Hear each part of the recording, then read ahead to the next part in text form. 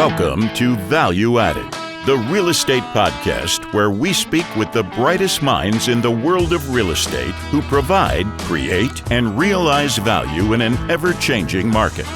If you're a real estate professional delivering value to your clients, an investor creating value not seen by others, or a busy professional who passively invests in real estate to grow the value of their hard-earned dollar, then you're in the right place. And now your host, Nick Walters.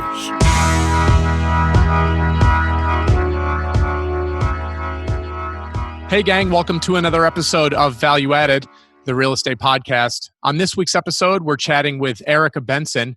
Erika is the founder of Gokce Capital.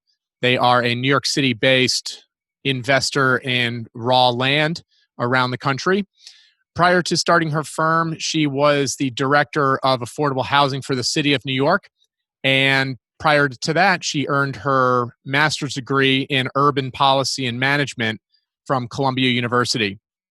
She also studied architecture at the University of Southern California prior to moving back to the East Coast. So without further ado, let's get on with the show. Erika Benson, welcome to the show. It's great to have you. Oh, it's great to be here. Thank you for inviting me. So you have a nice background behind you. Normally, you normally live in New York City. Is that correct? Or at least in the surrounding area, but you're out in the suburbs now.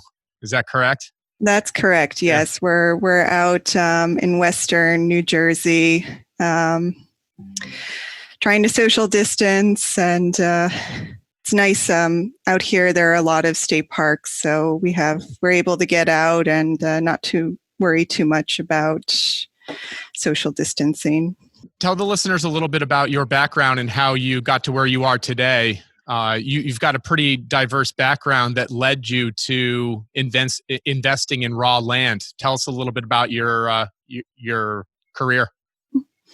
Yes, I've done a few different things. I started out as an architect. So I do have my B.Arch. I started out in the design space, and then I moved into affordable housing. So I worked for a number of years as a deputy director and then director for some of New York City's affordable housing programs, investing in tax credit projects and affordable homeownership. And then my partner and I stumbled upon land investing by chance. We had initially been thinking about investing in sort of small multifamily just on our own. But as we were educating ourselves on real estate investing, we came across land investing. It intrigued us, so we tried it out and fell in love with it. And now I do that full time. So your background, your education background, you got a Bachelor of Arts in architecture at University of Southern California. That education, were you able to utilize any of the education or skills, when you were working for in the affordable housing sector? Yeah. So, I mean, I didn't do any design work, but I think it's always helpful to understand how a building's put together, to know your way around zoning, and also just to have an ability to read blueprints and, understand whether the product that's being put together is going to be high quality or not. So I was able to use some of my architecture skill set, even if it was only indirectly. So what were some of the projects that you worked on in the affordable housing sector? So I asked you a second ago off camera, if you worked for the New York City Housing Authority, which you did not. You were working on more affordable based housing projects with various developers around the city, I would assume. Mm-hmm. Can you talk about any specific projects or types of projects that you worked on in the past? Mm-hmm. Yeah, so the programs that I was involved with there were two major ones. The first one was the city's affordable homeownership initiatives, which have changed a little bit over time. So there were a couple programs that fell under that bucket. One of the biggest projects we did in the affordable homeownership space while I was there was in partnership with Habitat for Humanity. It was about a 60-unit co-op project in the Bronx. And the other bucket of projects that we worked on were the more medium-sized 9% tax credit projects. So a lot of what the agency does is very large-scale tax-exempt bond deals, but we also do, a number of 9% deals, and those tend to fall in like the 50 to 60 unit space. So we were running those projects as well.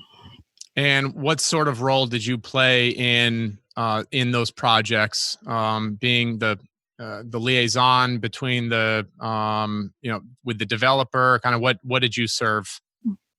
So what the agency does, well, it has a lot of different programs, but on the development side, so we administer the tax credits, and we work with the bond issuing agency as well, but we do also provide a soft second loan. So we did serve as one of the financing partners on the project outside of just administering the tax credits.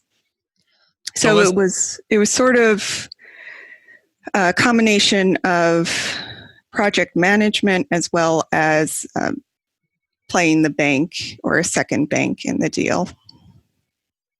Let's talk about this transition from doing business in the most population dense city in the world. Now you transition into purchasing hundreds, sometimes thousands of acres of raw, undeveloped land. How did that come about?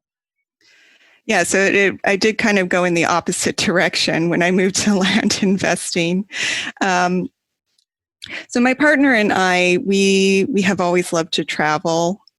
We are both, obviously I've been interested in real estate investing, and he is as well, even though that's not what his professional background is. And we actually spent about 2 or 3 years going to visit all 50 states in the United States. And we were just very impressed by the amount of land that's out there and how beautiful so much of it is. And when we came back to New York City, settled down a little bit and started thinking about what kind of investments did we want to make personally, we were initially thinking that we were going to go with small scale multifamily, maybe a 4-unit to start out with, something like that. But as we were educating ourselves on the real estate investment space, we came across the idea of land investing. And because we loved traveling so much and we were so impressed by how beautiful much of the country was, we decided we would try that out. And we really did fall in love with it. So we kept it up, and now I'm doing that full time.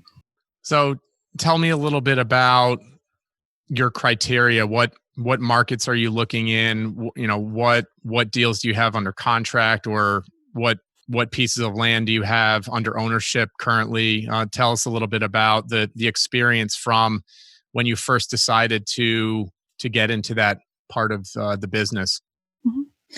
So what's changed a lot since we first started is we've found that our niche is really lower value deals. So most of our deals are very rural properties.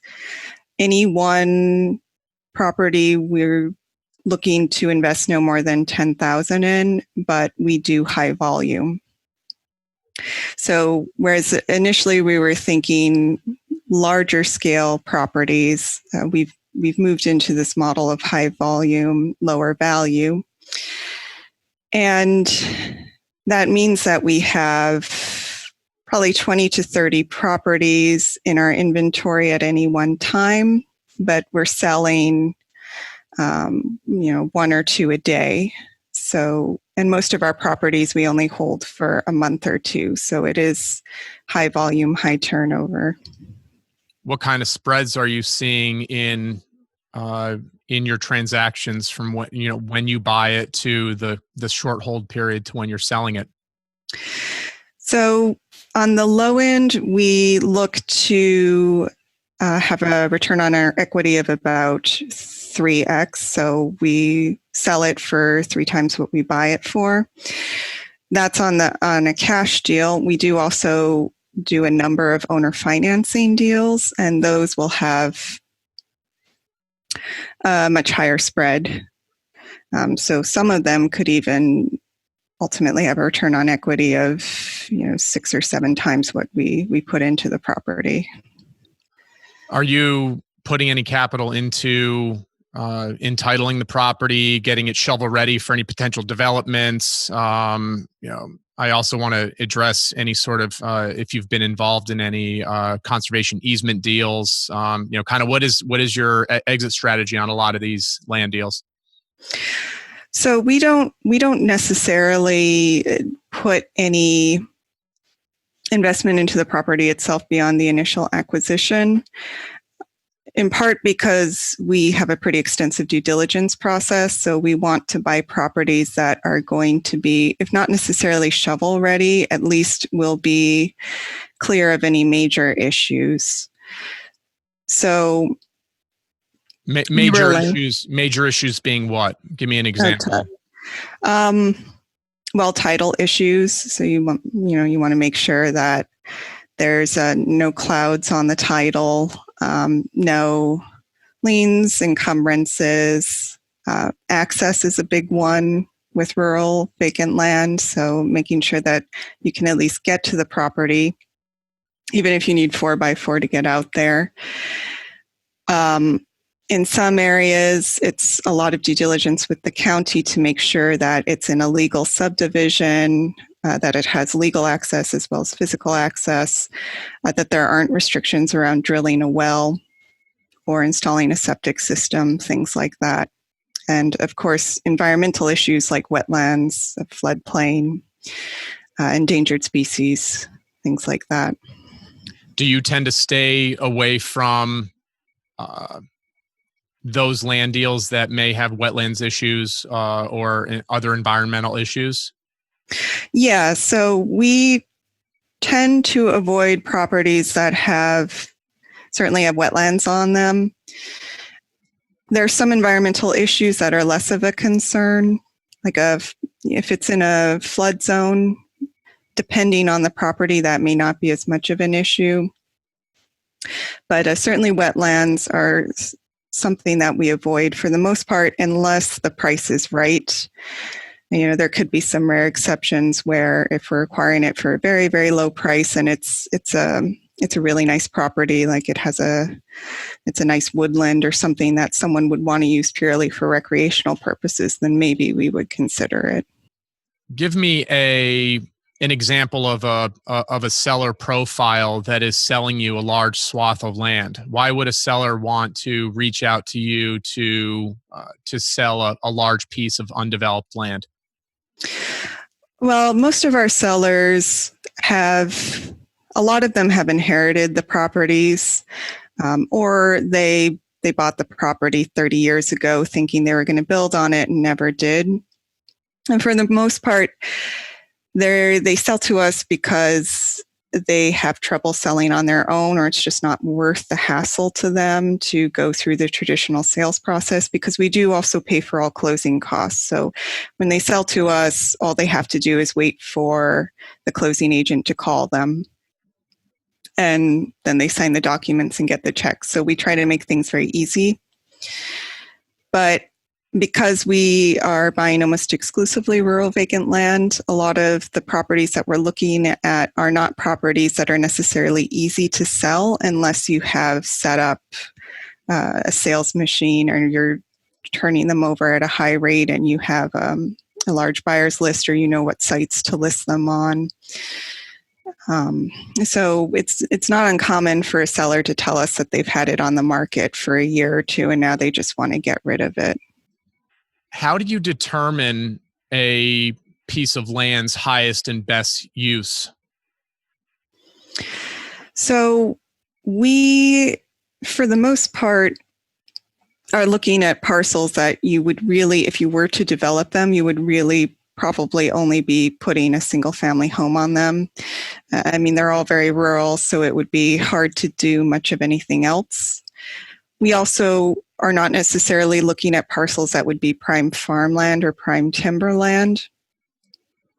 So I think for the most part, most of these properties would have a highest and best use as a single family home. There are some that really, you probably would never develop. They're just going to be for camping or hunting, or if someone wants a spot to go, ride a dirt bike around, something like that.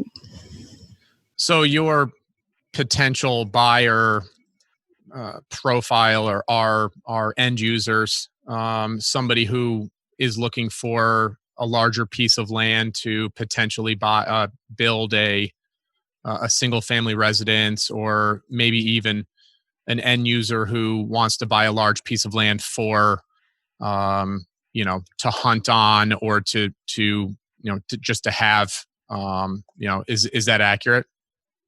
Yeah, so the majority of our buyers are either looking to build. So there are a lot of folks who are into homesteading and want to try to live off the grid. But there are also a lot of people who are looking for recreational land. So whether it's a weekend camping spot or a place to go hunting, or again, like a place to take out their dirt bike or their ATV, kind of play around in.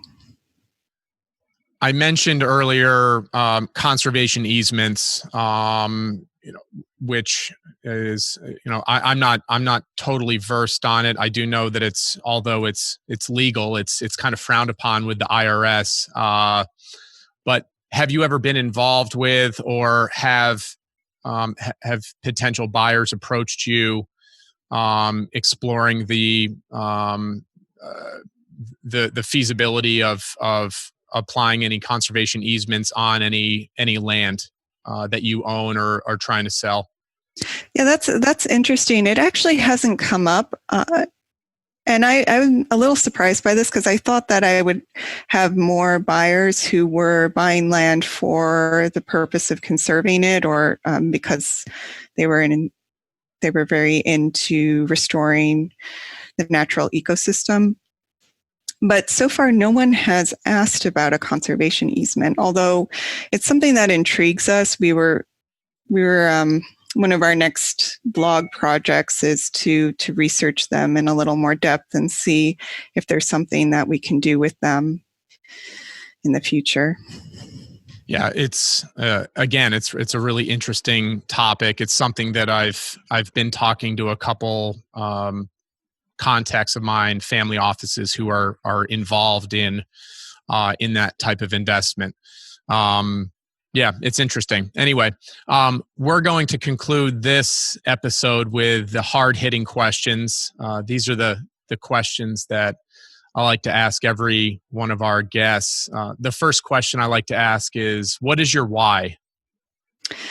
So we really believe in giving back. I was in affordable housing for a while, and one thing that I like about land investing and the way we do it is that we are able to bring properties to market at what we believe is a discount. So being able to provide affordable land to folks, and then also a big part of what we do, not necessarily to make money, but just because it's important to us, is creating blog posts and YouTube channels and just content that helps inform people and make good decisions when buying land.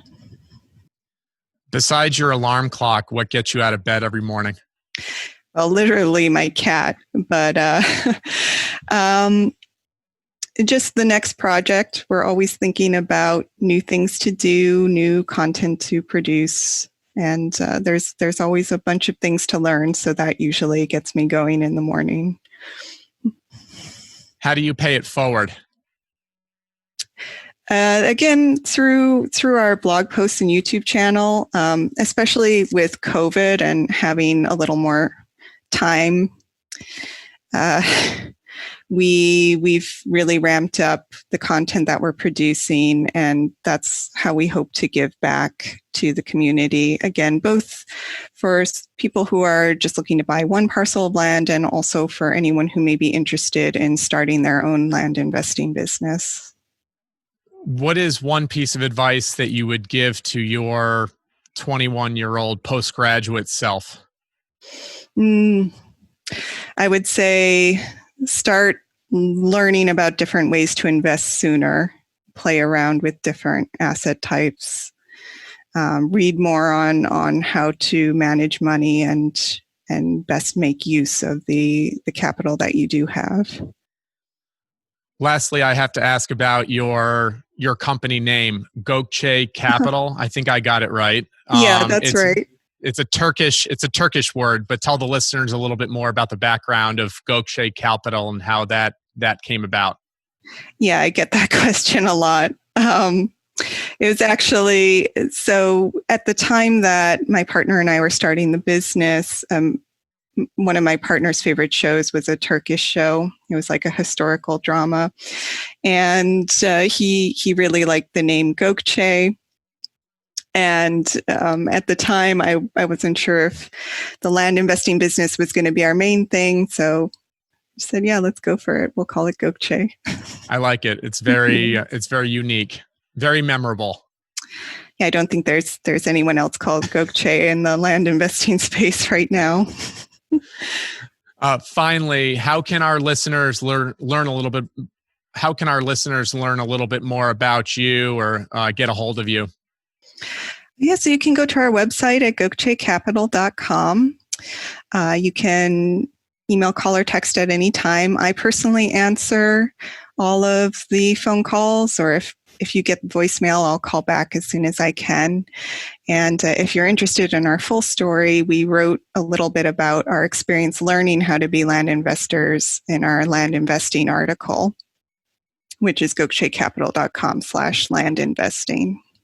That's fantastic. I'll make sure to add that to the show notes. Erika Benson, thank you so much for joining us and providing your value today.